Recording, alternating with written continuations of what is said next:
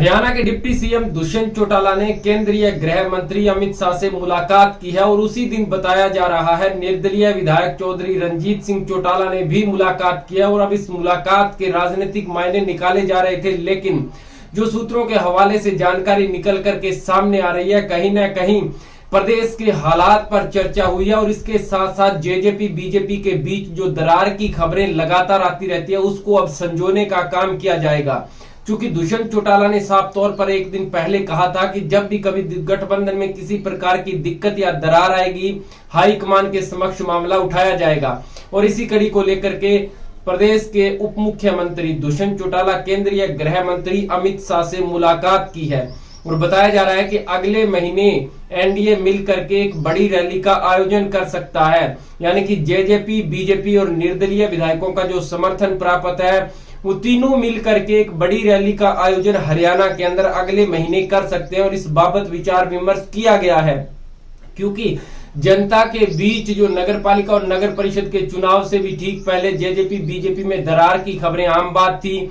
और अब जेजेपी और बीजेपी के बीच नगर पालिका और नगर निगम के चुनाव में लगातार खींचतान जारी रही।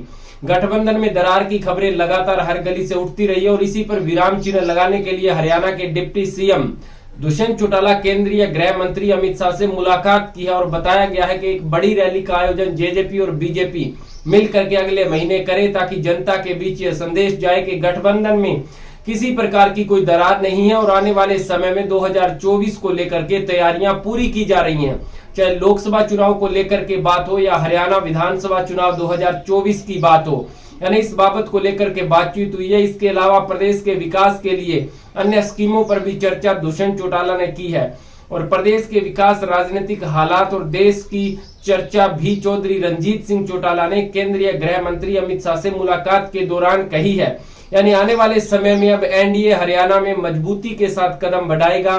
जेजेपी को साथ लेकर चलने का जो वादा 2019 में गठबंधन करते वक्त किया गया था, उस पर अब तक इतना खरा नहीं उतर पाई है बीजेपी की प्रदेश इकाई।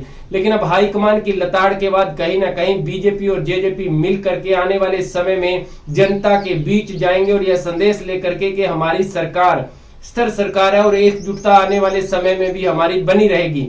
यानी कि अब जेजेपी और बीजेपी लगातार जनता के बीच जाने का काम शुरू कर देंगे।